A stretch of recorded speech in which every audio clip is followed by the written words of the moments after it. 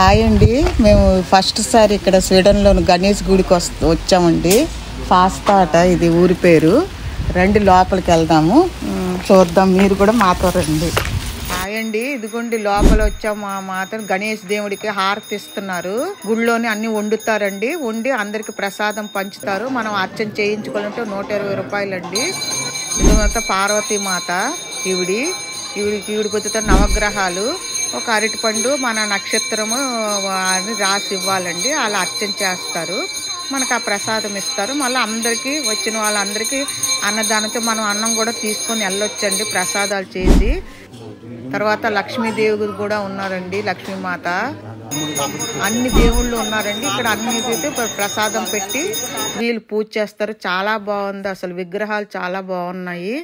Please అండి, మీకు గుడి కానీ నచ్చితే సబ్స్క్రైబ్ చేయండి, ఒక లైక్ వేయండి తప్పకను. Thank you.